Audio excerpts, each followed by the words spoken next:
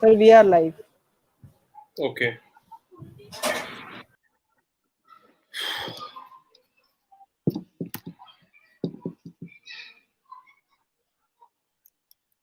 Are we live?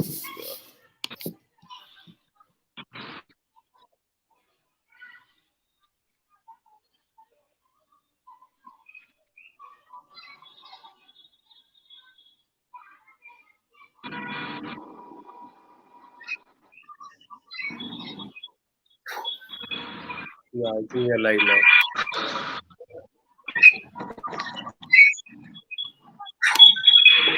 Yeah, I think we are live now.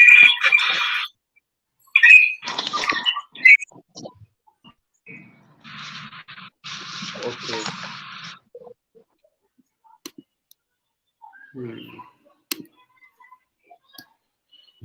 Okay, so maybe Aditya, till the time people join us, we can have a short discussion. Maybe.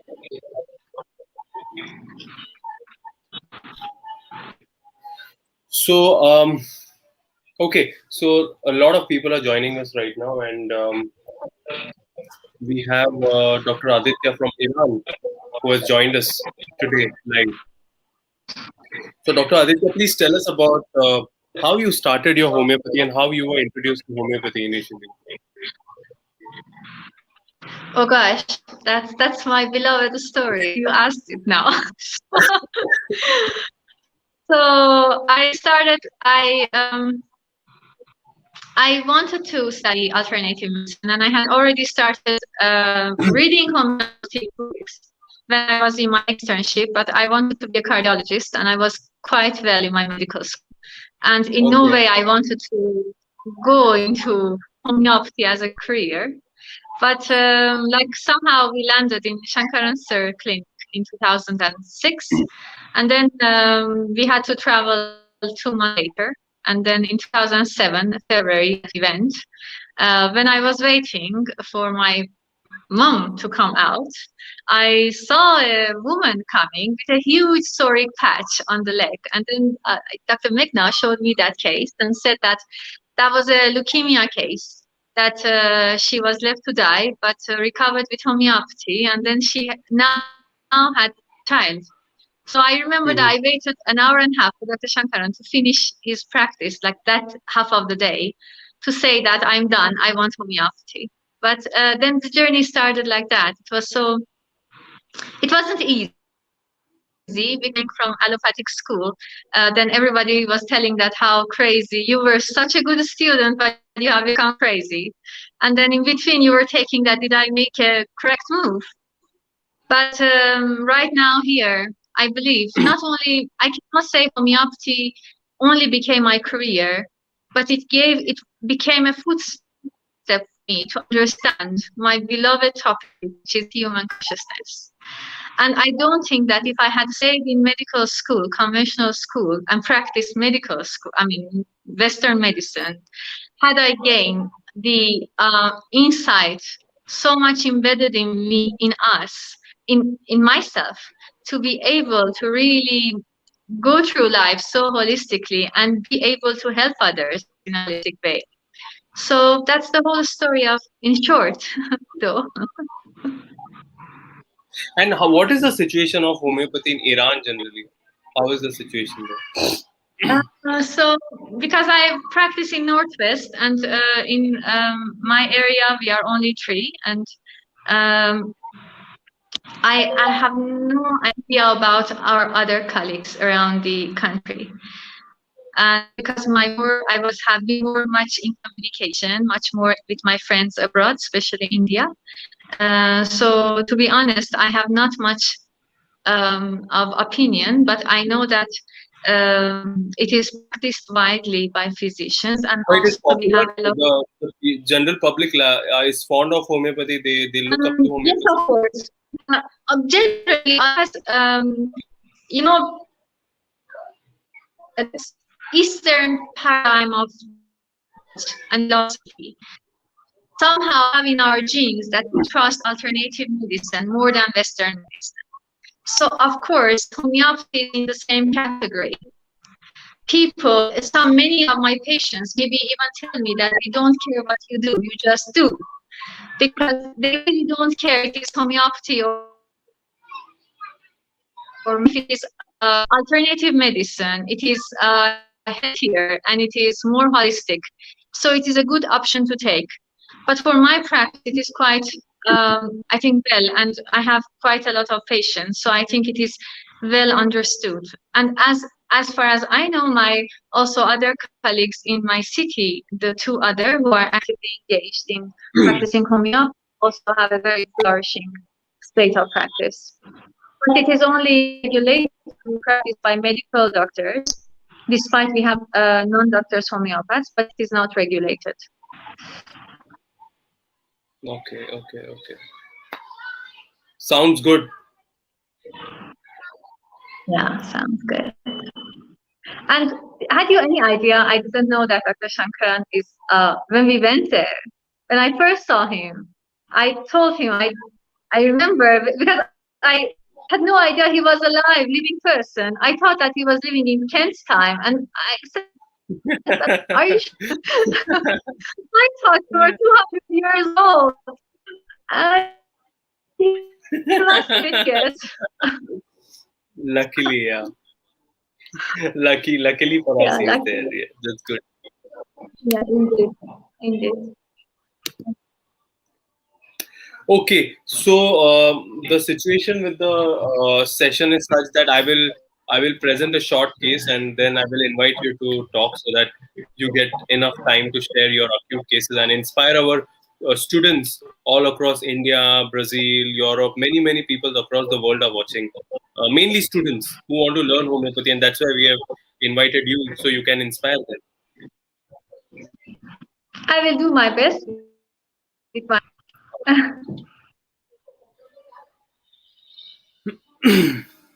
Okay, so I'll just share my screen. I'm just seeing how I can do that.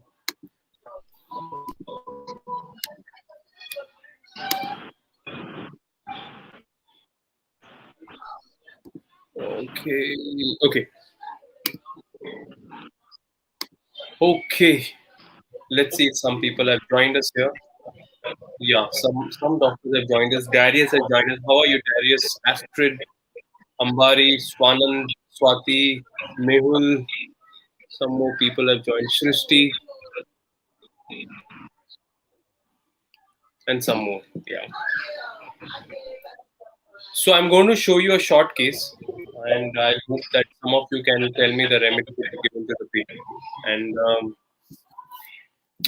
then hopefully we will also invite our guest to speak a little bit about her cases and her approach.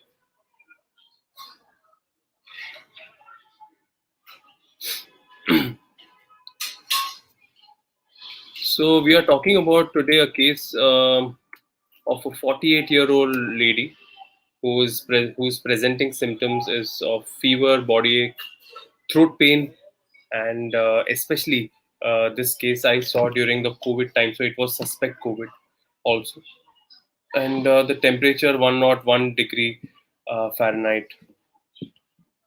Now, when you see a case of fever, it's very important to really know how it started, what are the peculiarities, what are the clinical investigations which are done, what is the probable diagnosis.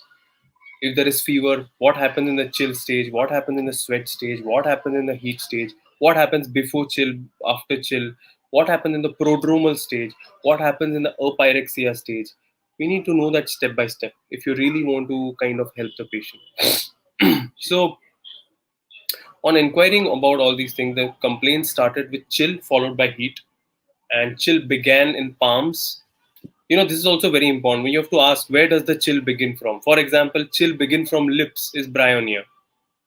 Chill begin from toes is sulfur.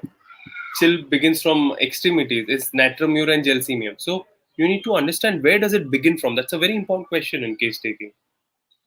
So chill begins in palm and spread all over the body. Heat began in forehead and typically nausea before fever. The other complaint was a lot of dry cough with a lot of pain in the chest, with headache, heaviness of the head, dry tongue. He was a known case of hyperthyroidism also. Very chilly, Perspiration on the scalp, needs fanning also, likes to lie down on the abdomen. Mental state, wants to lie down on the abdomen, but wants people beside her, wants people to ask her about her health, wants to talk, feels better after talking, feels better after conversing. She feels very, very anxious, insecure. What will happen? Will she become a burden on everybody? What will happen if she becomes ill? What will happen if she becomes sick? And she has very, very bad bone pains all over the body. And she has already taken Rustox as a remedy, which hasn't helped. So in acute cases, very often you will not get many symptoms. You have to prescribe on very few symptoms. So let's see, maybe some of your suggestions for the remedy this time.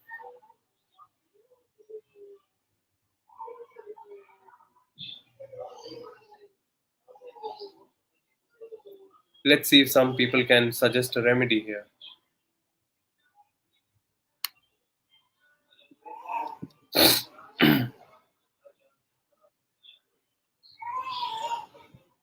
Digitalis, Shrushti. Okay, Shrushti, remember Digitalis, by the way, one of the only remedy chills begin in souls, single remedy. And Digitalis, remember, should have some kind of either cardiac or prostate issues along with the fever, typically. Meenakshi Eupatorium perfoliatum, interesting suggestion. Any other suggestion? China. Okay. China, the mind is very active. You know, one of it belongs to Rubiaceae family, so the mind is very active with chills and fever. Eupatorium looks like a crowd favorite today. Let's see some more suggestions. Chininum sulf. Okay, chininum sulf is interesting. Remember, chininum sulf, the back, the spine is very sensitive to touch during fever. That's the keynote of China sulf. Carbo veg is an interesting suggestion, but generally there is an issue with vascularization or vascular issues or lung issues in carbo veg, and it has typical symptoms, no, wanting fanning, coldness of the body, etc.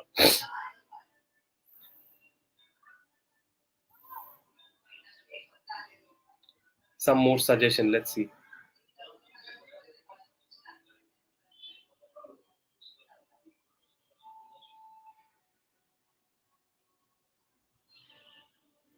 Calcarea carb. Okay. Calcarea carb generally doesn't have the range in fever cases, but it can be indicated typically in a chronic form of fever. A lot of suggestions for digitalis. Okay, carbo. Okay, so I'll tell you what I did. It's a very simple case. So I just took very important rubrics. From Fatak repertory, I took the rubric chill, and from Fatak repertory, I took the rubric conversation ameliorate. And then I also took nausea chill before, tongue dry, and generalities aggravated by lying. This modalities I generally take from Bonninghausen. So when I take that, one of the only remedy that came up typically is, yes, most of you are right. The remedy is a Eupatorium perfoliatum. Yes, I think you can see it. Most of you can see.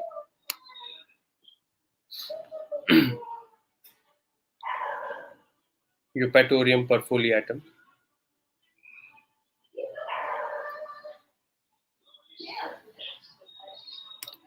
And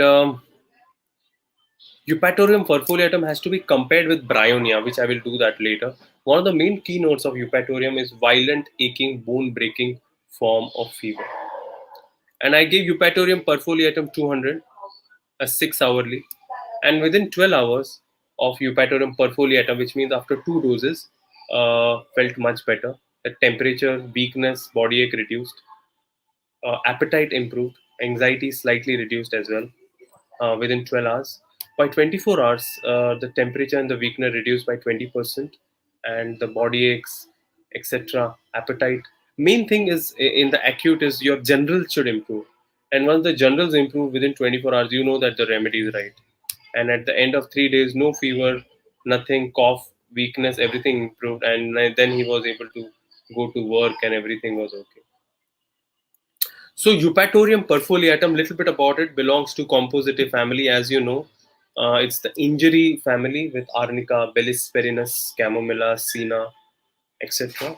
One of the main keynote is bone breaking and painful conditions. I've seen that, the difference between Rustox and Eupatorium is Rustox have more muscular pain. Eupatorium has more bone pain. So this is a little bit of differentiation. Generally, along with coryza, there is a lot of soreness of eyeball, soreness and pain in the eyeball, and a lot of weakness in Eupatorium. So it will almost look like dengue and chikungunya. Eyeballs pain with coryza is Eupatorium. And generally in the chills, back is affected. There's a lot of backache, a lot of limb pain, chest pain, which you will see in Eupatorium. There is chills with thirst, but drinking a little bit of water causes a lot of vomiting. So, drinking of water causing a lot of vomiting is typically Eupatorium. Chills generally begin from lumbar region. One of the very important things about Eupatorium is heat stage is often absent, and you will see the chill stage is more present. So, in Bryonia, heat stage is predominant, and in Eupatorium, chill stage is prominent. So, this is how you differentiate. There's a lot of bitter taste and desire for ice cream in Eupatorium. Um, it has jaundiced kind of skin, and that's why it could be important for liver-related hepatitis when liver is affected. 7 a.m. to 9 a.m. aggravation with lot of chills and lot of bitter vomiting is Eupatorium. And one of the prodrome of Eupatorium is bone pains with arm pains and lot of desire for lemonade, like arsenic, like pulsatilla, like Viratrem album. And finally, wants to be covered in all the stages of fever is Eupatorium, like Nux vomica. And at the close of chill, when chill is coming to an end, there is a lot of bitter vomiting. Very chilly is Eupatorium, and there's a lot of bitter vomiting. Remember that sour vomiting is generally Lycopodium, while bitter vomiting is Eupatorium. And finally, there is absent of sweat.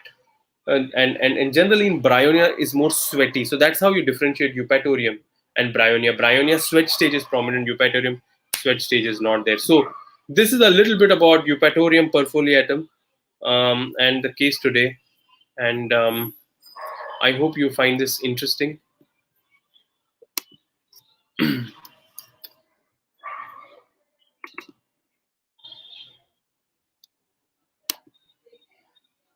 Hello, are you there? I think most of the people have gone to sleep or something like that.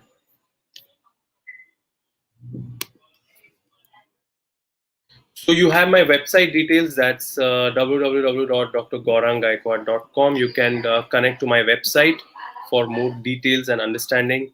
Um, I think you know about two books which I've already published. That is one on decoding mental rubrics and on nosodes and sarcodes. And I'm very excited to tell you about my new book, which is recently launched. It's called as Art of Repertorisation, where I've spoken about 8 different types of repertory: Boger, Bonninghausen, Kent, Clark, Roberts, Nair. It's a 550-page book. I am one of the authors. Foreword is written by Dr. Sankaran and Dr. Shorkot, Dr. L.M. Khan, and more than 20 other authors, and their cases are there in the book. So it's a book for anyone who wants to master repertory. Already more than 600 books are already sold out. We have the last 400 books remaining to be sold. This is within 7 days of launching the book. So all across the world now, books will be going to Europe, America, Brazil, all different parts of the world. So if you want the copy, please write to Yash or Pratik or me. You have my email ID, you have my contact details. You can also check out my website. You'll get a lot of details there.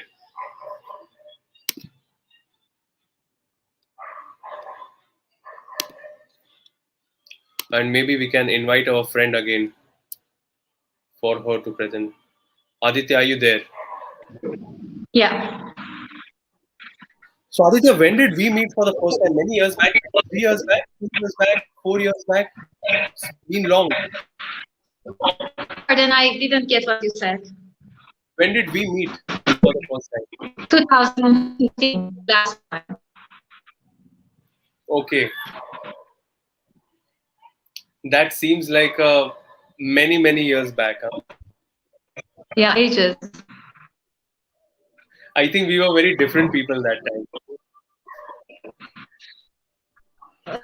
Naturally, when people get older, they become wiser and more, mature.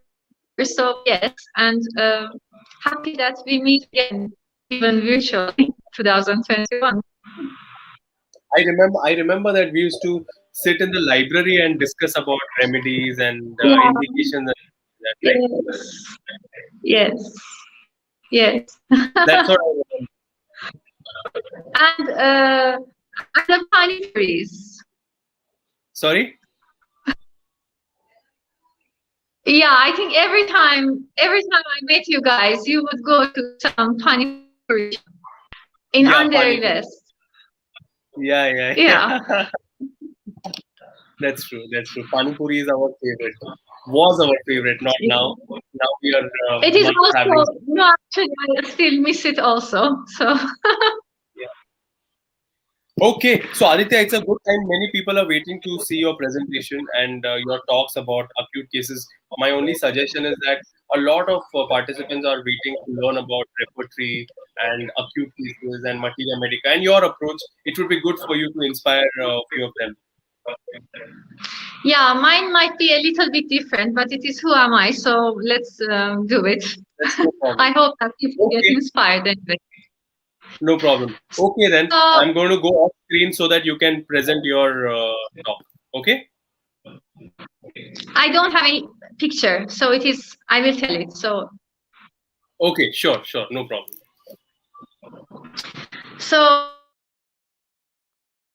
time and space with you all. And as this session was dedicated, is decided to be dedicated to acute states. And I believe that apart from which school of medicine we belong to or which method we practice, as a practitioner of medicine, we need to develop some skills. And maybe to be better said, is some internal environment to be able to see our cases from that and results, and most importantly, reproducible good results in different constantly that we see. So I might start with a case, and I believe that as our mistakes may teach us the most. So I will start with a case that I maybe messed it up. Actually, I messed it up initially before I got the crux. So this is a case of COVID patient. Um, and I chose this because we are all somehow kind of sharing the same experience of being busy with corona patients this whole year. And this man of 42 was chief of a bank's branch. And he visited me with 15% of lung infiltration and with pathognomonic symptoms of COVID. So, having said that, in a context wise, my practice was at that time so busy. A daily we would visit like 10 patients at least of corona, and then I had already known chronic patients. So it was very hectic and stressful. But it's interesting because with him, he was the last employee of the bank who, after him, the bank got closed because all 17 employees were down with corona, and three in hospital, one in ICU, had CPR to come back. So he was advised, and the situation was because he was the only person left in the bank. Maybe he handled the whole thing for few days only by himself with loads of people who would visit his bank. So advised to be hospitalized because of the situation of the prognosis of the colleagues of him. So they thought maybe it is better to keep him in hospital. But all the family were my patients for many years. So they decided maybe to do homeopathy before we get admitted. Interestingly, he didn't want to even use allopathic medication. So when I saw him, usually it is, I think everyone who has got into COVID patients, even but the ones who are severe but still at home maybe, or hospitalized but not in ICU, it is not difficult to get the symptoms. And it was also in my place. So as usual, I tried my best to get his symptoms, but the problem was that all symptoms that I was getting not too much of specific characteristic. So the first prescription that I made, and I was not sure, and I was not anchored in my prescription, it was bryonia. So what he said was that one of the symptoms, that he didn't want to hear any noise. He really wanted to sit still, nothing to bother or disturb him. And then he was very thirsty. And I said, okay, we go with bryonia. And it was such a busy day for me. And after 48 hours, no change, not even a pinch of change in the patient. So I saw that he's very much communicative with me. This time was saying that he was restless. He said, I hardly keep still. I don't want to be disturbed, but I cannot sit in my place. I said, okay. And then there was some few symptoms that this time I was much more sure that I have to prescribe phosphorus. I'm not getting the details now why I made mistakes because it will take so long, but just the gist. I gave phosphorus. He was very, very weak. He was very frustrated. He's very, very exhausted because he said, I've been working day and night for at least 10 days before I come down. And also, yeah, he said he had a little bit of expectoration, but little bit. He wanted to have some discharge out. He was not able. He had like very slight coughs. And then I prescribed phosphorus. And then it's tomorrow. I told him, and he said that I wished you had given this remedy to me the first day because I feel more than 50% better, and I was happy. So we waited for another day, and I started to hear that he's calling me, and he was every time. The point was that every time I was calling him or he was communicating with me, he used to say, I have to talk to my chief. And again, this interruption all the time would happen. And every time we would open discussion, he would start that I have been very busy in my workplace and they are not leaving me. So by chance, he said, I'm going to take a CT scan again. And this CT happened about, I think 9 days after the first CT that he did prior to our meeting. So the infiltration had increased. The patient showed improvement, marked improvement on symptoms, but something was not right because he kept calling me. He was very much restless in even mental state that he was not calm enough. I couldn't see that state of well-being that usually happens after prescribing a remedy has dawned on him. So, and what he did, I continued with phosphorus because I was happy and there was no other symptom. And again, these discussions, slight discussions that we had about this bank issue happened. And then he, on the, I think 7th or 8th day after we started, and he was doing better and better. His exhaustion was less. He was having more energy. He said, and and he had constriction on the chest. He had a little bit of discharge, but overall he was well. So he wanted to ask that if he can go back to work. So he went to take a PCR test. The PCR again came highly positive. It hasn't happened in my practice that after I take COVID patient, after a week, the test stays positive. In case of the test, it quickly comes negative after the correct remedy is applied. So I said, okay, we sit together and we see what's happening. Interestingly, first thing that he said that these people are pressing me so much. And I recall that every time we are together, he is starting the conversation with this. And the problem was that I was desperately searching for symptoms and modalities and characteristics. But I asked why you're every time you're discussing this, having knowing that I have many other employees and chief of the banks that had to close their offices, but we never discussed such a thing with them. So I said, can you describe this to me? I said, I have really tried so hard to reach this position in my job. I have studied hard. I have worked hard. And at the moment, I've made this safe haven from this very protected and safe, job-wise, life-wise, money-wise, and then I am doing everything to keep everything as it is. I have to defend this with all my force. I cannot allow any person really put me down like this.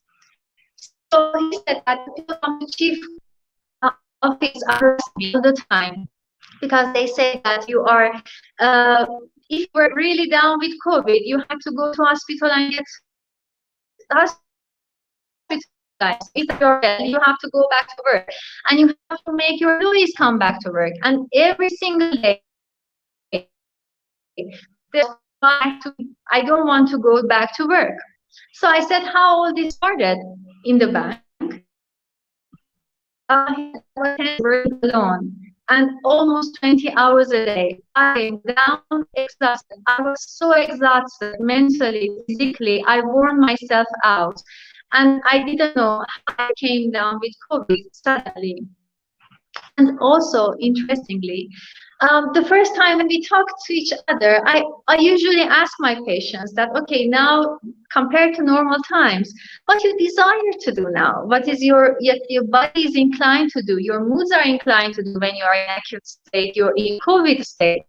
And they always, the correct answer comes out. So when I had asked him priorly this many times, at least 2-3 times we had some good conversation. I asked him. He said that, oh, I want to sit in my room, nobody disturb me, switch the phone off, and I read a book. So I said, what do you do when this all happens? He said that I am so damn restless that I cannot keep my feet. Especially he said, when I go to bed, I get this restless syndrome in feet that I have to jump and sit. And because I do not know what to do, priorly I didn't have the energy to even walk. But now I try to walk and just get comfort in my legs. Then what is the problem? You said that you want this quiet. So what's happening with your phone? He said, I have to put it silent because every time that it rings, every single voice that comes, like even banging the door, I jump up severely that my whole body starts to tremble.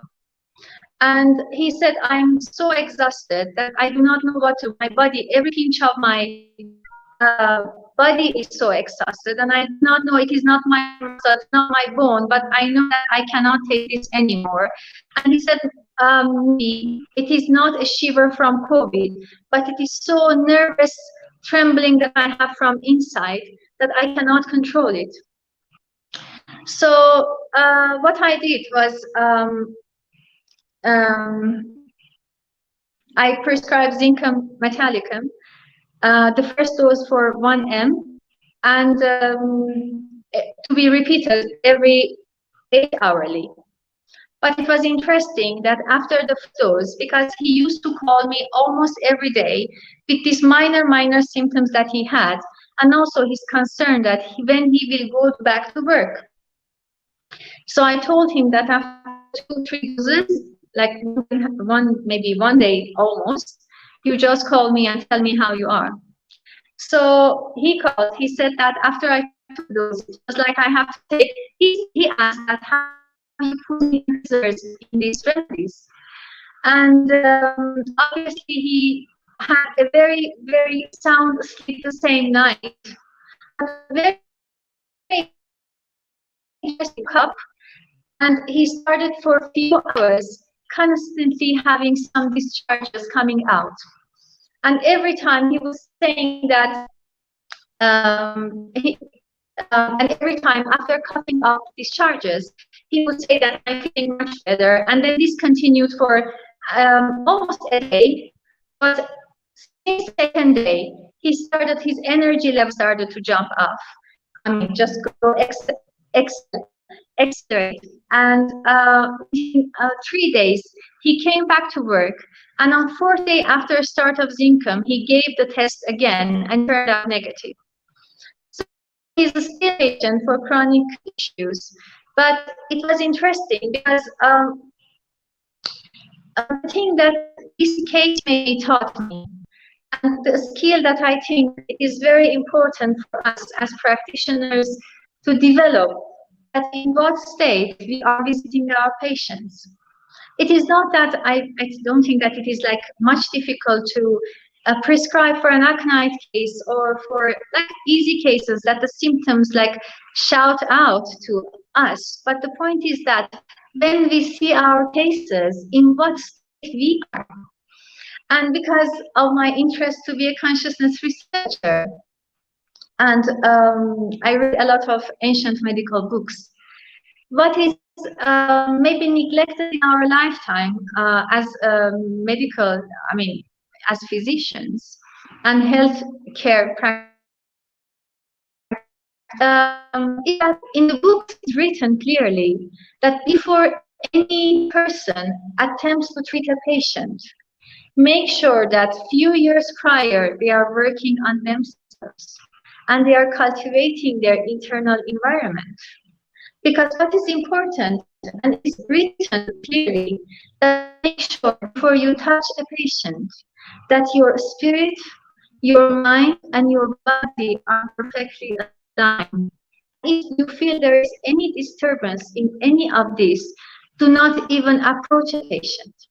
Imagine how important, I mean, this was a striking statement for me when in 2017 I read it first and I thought, oh gosh, we are taking everything so much for granted, and maybe, you know, the truth of medical practice lies too deep.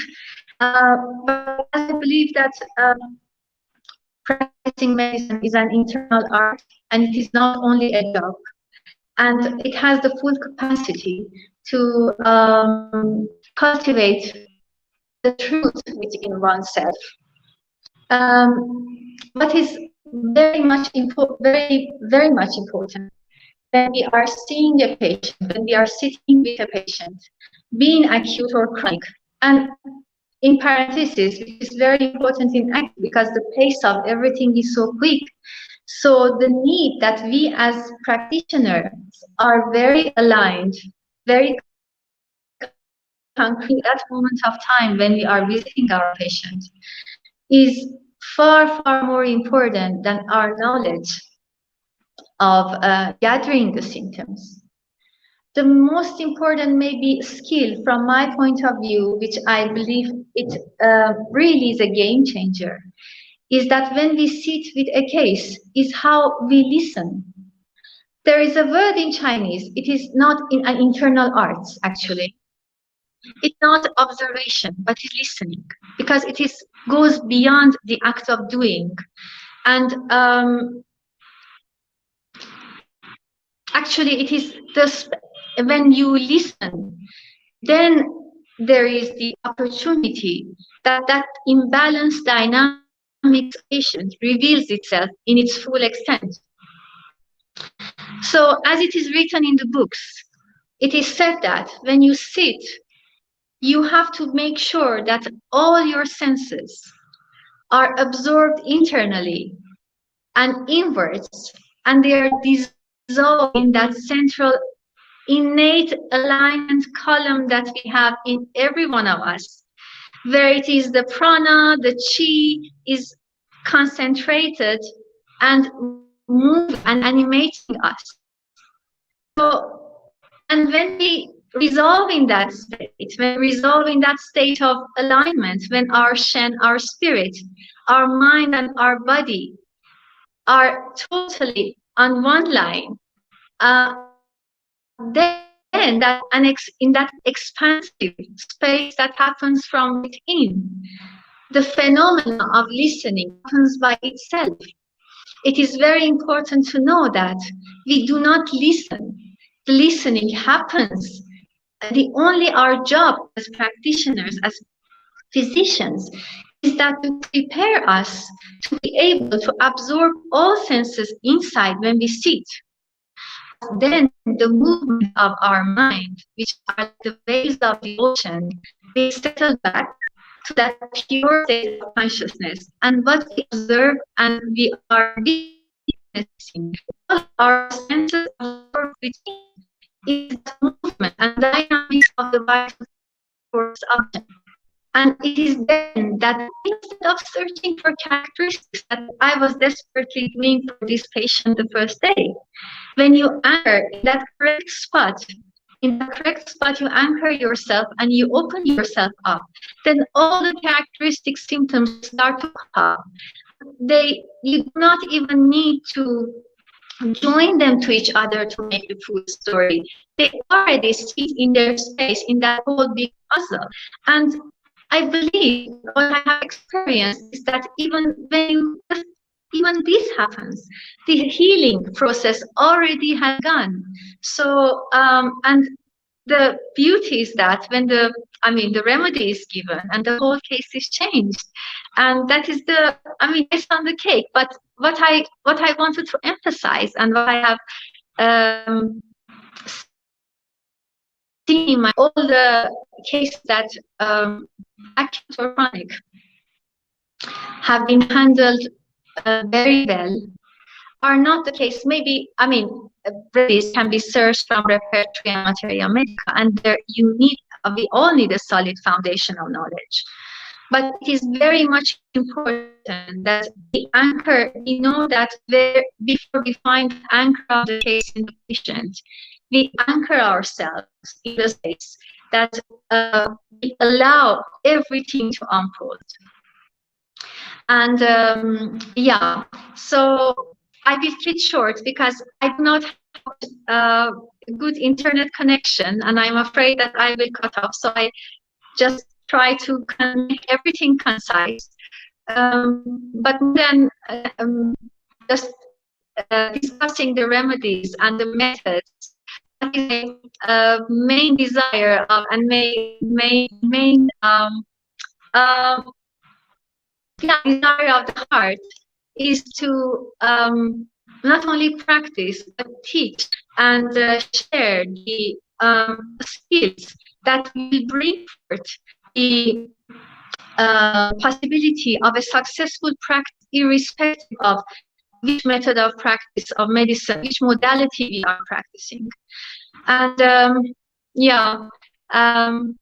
not sure that I'm still online and if you guys can hear me, but thank you for bearing this conversation.